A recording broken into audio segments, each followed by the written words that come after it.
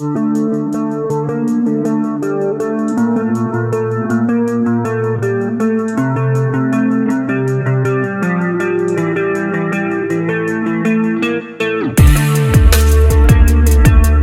took a drive up to the Chrysler Nationals at Carlisle. Why did we come? But we came up for cars, specifically Chrysler cars. And that is just what we got. Not only to see the display of historic as well as modern Mopars by owners and enthusiasts, or for the market area for parts and whole cars, or the seminars on brands and products. We came to meet designer G. Gordon Davis, who worked for Chrysler Corporation in the golden years of car design. The time when cars were the dream of every American and design was king of the road. Chrysler was not thought of as a multinational corporation or even an innovator of small, fuel-efficient, front-wheel drive K-car people movers. This is a time when cars were designed for pure fluid beauty, sometimes more like a spaceship or a rocket, and sometimes just to take your heart away. We speak with G. Gordon Davis, who had always had an interest in drawing cars. As any young man, while attending Notre Dame in South Bend to study journalism, he continued to sketch cars and was discovered by Bob Bork, director of a design studio nearby at Studebaker, who suggested he send some of his drawings to the Art Center School in Los Angeles, California. He talked his dad into letting him leave the prestigious university and go off to an art school half a country away, which led him down a very interesting career path. Well, only a part of it was automotive design for Chrysler's Advanced Design Studio, working on many of the turbine concept designs that were part of the forward look area of automotive styling. It was not long before he was actively involved in designing exterior trim for the 1959 Desoto and eagle medallions that appeared on the front bumper and trunk lid, Desoto lettering, and the fire sweep side moldings, as well as the turbine wheel covers and bumperettes that were so defining of those vehicles. Davis was one of only 3 Chrysler designers, along with Dick Teague, who were recruited by Virgil Exner's second-in-command, William Schmidt, to join an independent design studio. The leadership of Chrysler changed and axed this forward-thinking design group, and Davis joined Teague at American Motors, where Teague became VP of Design. Mr. Davis went on to do freelance design for construction equipment, motorcycles, auto accessories, and then in the early 1970s, designed a transforming idea for the recreational vehicle industry in what is today known as a toy hauler built into your camper, essentially a garage for things like bikes, motorcycles, 4x4s, and things that you might take out to the wilderness when you're out camping. G. Gordon Davis is also an accomplished author and has several books out that are available on Amazon as well as elsewhere. Let's spend some time talking to Mr. G. Gordon Davis. It's William Westhopper from The Real DC Car Guy, and we're here at the Chrysler Nationals at Carlisle, Pennsylvania, and we're here with one of the Chrysler designers. And Gordon Davis, would you introduce yourself to us? Gordon Davis, former Chrysler designer, 1955, 1959. Styling, I started with the Advanced Styling Studio, transferred to the Chrysler Studio, and then finally to the Desoto Studio. And during my time with Chrysler, those are the 3 assignments that I had. So Gordon, what was the first project that they assigned you to work on? Well, that would have been an Advanced Styling. On my first day, they gave me a drawing board. I had my Art Center toolbox with my drawing instruments in it. And I really didn't know what I should do. So I think I drew a taillight floating in space just to see, if I could even draw anymore. And it was really ridiculous start. It wasn't a car at all, it was a taillight. But it was very streamlined, looked okay. And Maury Baldwin, who was the studio manager, said, we need more of that sort of thing in here, which was encouraging me very nicely. But from that point on, the next day I started drawing cars. Okay. And they were futuristic cars, the tail fins era was just sort of on the horizon. So some of my stuff had tail fins, but probably was more traditional, I guess, kind of car styling back then was what's it going to look like in a few years. wasn't too far out, even though I was an advanced styling student, where you could do really as much stuff as you wanted as far as futures go. But I was always a kind of conservative guy anyway, so I didn't do anything dramatic. But I really didn't get any assignments per se until I got into the Chrysler Studio. And then it was focused more on the next generation, 3, 4, 5 years, new sheet metal change, more conservative kinds of things, production-related kinds of things. Once in a while, I got to do some things that were far out. In 57, rather, I did that forward look concept with the gull wings on it, the fin on the back that had the little forward look logo on it. And gull wings were popular because of Mercedes, or? Well, Mercedes 300 SL was the first car, really, production car, really, to have true gull wings. The whole door assembly went up. I just did, my concept was only 2 years later, actually, but only the windows went up. The doors swung open as a regular door. So the tail light you talked about on your first day, did that ever show up in a car, or did bits and pieces of that ever come out? Well, it was round and kind of torpedoed shape, so I suppose a red round lens would be pretty generic. Okay. Yeah, not anything exclusive about that, but yeah. And what was there ever a project that that you were working on that you were like, oh, this isn't going to go anywhere, and this is, and really, grabbed your creative juices and made you, and then you had a breakthrough or something like that? Not with Chrysler. Okay. Not with Chrysler. With American Motors, it was a different story. Okay. They didn't have any money, and you had existing sheet metal that had to incorporate a new grill maybe, or a new taillight or something. So I'm designing a taillight so that fit the back end of a ramper for an American. That was not much fun, but it's challenging. Yeah. So when did you go to American Motors? That would have been 1960. Okay. Late 60 to 1964. Okay. And what projects did you work on there? And that wasn't American. Was that American Motors at that time, or was it Studebaker? Okay. Okay. I did the front clip on the '61 Ambassador. And that was quite a luxury car. That was a big deal. Yeah. So I mean, that car was almost locked in design-wise. Yeah. We had to change the whole front clip on that car. So I did that, and I did some nice Rambler proposals that got into production. So, and Rambler was was as American as you could get. I mean, that was like that was like like Wheaties. I mean, you couldn't. That was.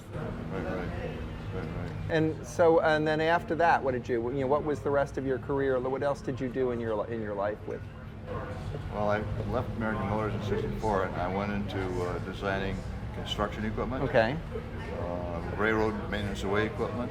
And you'd mentioned that your father was involved in that business. Only that he was a VP of that company. But they had a new president who had seen some of my work from Carlisle, and he thought, gee, I bet this guy could do some pretty good stuff with our products, which hadn't been changed probably since the 1940s or 50s.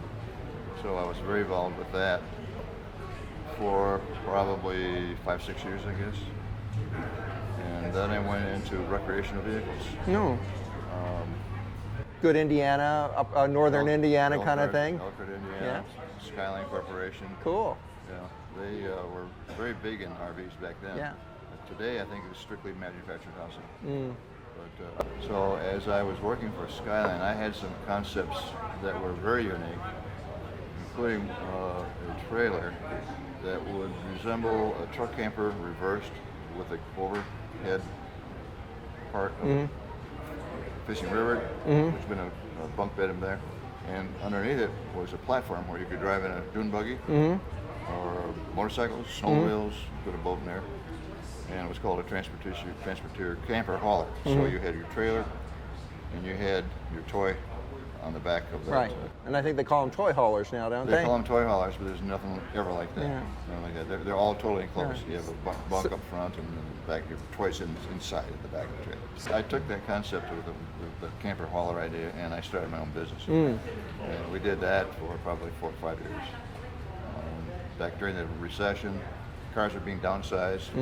And which recession are we going to talk about on that? That would have been early 1970s. I was going to say the '73 recession. Yeah, that was then. So cars were getting smaller, and they weren't doing my business any good because these camper haulers, I was selling those things wholesale for $5,000 to buy a car for that. we were undercapitalized, and there was a struggle with the recession, so I just closed that business down. And from there, I ran a modular home manufacturing company in Binghamton, New York. Did a lot of traveling with that. But long story short, 1980, I was called by the executive recruiter, and he liked my voice and he liked my style. He said, "You ever thought about being an executive recruiter?" I said, "Never in my life. I've been called by recruiters, but I've never been one." He said, "I'd just like to come with me and we'll see how that works out." Oh, cool. It worked out really well, especially for him because he was getting 40% of my billings. Yeah, and you were doing well. I was doing well. And then I said, "Well, why am I sharing the money? I'm developing these clients." Yeah. So I left him and I started my own search business. And I retired from that I was in it for 20 years. So do you do any drawing and any design work today? I do not. I've drawn a couple of little cartoony sketches, for one of my nieces. But no, I haven't drawn a car. Well, man, I'll take that back. In 92,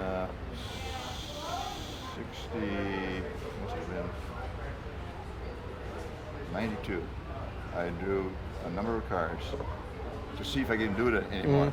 And what precipitated that was I sent a letter to Bill Ford, the chairman of the Ford Motor Company, and I told him what my thoughts were about why they weren't selling cars, and what their problems were as a former designer. Gave him 2 pages. He sent me a letter back, and he thanked me for my ideas, and he said, "I'm going to pass it on to somebody who's going to give you a call." Wow, I wonder what that's going to be. Within a week, I had a phone call from the then general manager of the Lincoln Mercury division. At that time, it was Ford's car design division in Irvine, California. Premier car division, they call it. I could be wrong. So the president of the Lincoln Mercury division said, "Can you come out here and we'll talk?" So I did. I went out there, and It almost kind of took you back to when you went out there to go to school. it was so much similar to that. Yeah, it's almost scary. So we talked about the car designs and the market, and he asked me what I thought of the Lincoln Town car. I said, "Well, when I think of that, I think of a ride to the airport. That's something I'd buy." But yeah, it was a nice interview. I liked it very much. I got a ball cap, a ballpoint pen, and a letter opener. But when I left, I thought, I wonder if I could even try to draw a proposal that would make any sense in that day's market for Continental. So I did. I mean, I still had some of my drawing stuff from way back. Some felt top pens, they were dried out, I still had my sweeps and my lip skids, guys and stuff. So yeah, I did probably half a dozen different drawings, thinking I might go back someday. But I never went back. I never was invited back. But I had those sketches. Well, but so I still still have. They're not too bad, actually. Good. Well, yeah, if you got the call in. So any kids or grandkids that have design that have gotten that bug, or? Right. Married my high school sweetheart in 1955. I was 20, she was 19. Kids started coming right away. We had 4 kids within 5 years. Troy, who's with me today, he's the youngest. Over there. He's the youngest at 60. Okay. My oldest is 65, former Marine. So any of them have a design side to them? No, not a bit. And what about any of their kids that comes through yet? Troy has a daughter who's a graphic designer. Okay. She was offered a scholarship at their senior school. Maybe it just jumps a generation. It jumped. It really did. Cool. So Troy has 2 daughters and my son has 2 sons. Cool. And that's as many as we got. That's enough. They might bring some of their own in there. You can't tell. So Mr. Davis, I want to thank you for spending some time with me today to talk about all the work that you've done throughout multiple car companies, not just Chrysler. So and multiple industries. Multiple industries. And I did a lot of freelancing. I did design motorcycle accessories. Oh, cool. Car accessories, just on the side, side work. Great. So yeah, I had more experience than most car designers. And where do you live today? In Rancho Mirage, California. Okay. So, well, thank you for coming out to the East Coast to talk to everyone. It's been a pleasure. Appreciate it. All right, now. Bye-bye. Bye, and thank you. The Carlisle Fairgrounds are host to a multitude of automobile shows each year, from the Ford Nationals to GM to Corvette specific to truck meetups, as well as import and performance shows. Spring, fall, and winter Carlisle events cater to the automotive enthusiasts in general.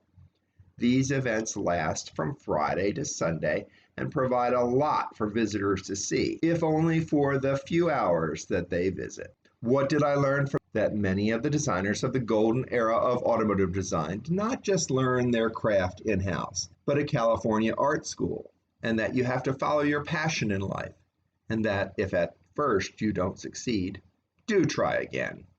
We want to thank the team from Carlisle Events, as well as Lisa Barrow from Stellantis, and of course Officer Matthew Ryle, who provided photograph and video support for this and many of our regular road trip segments for this channel.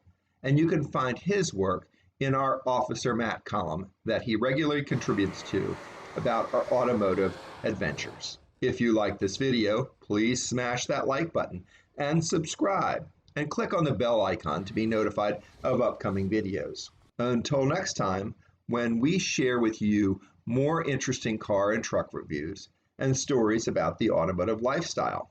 Until then.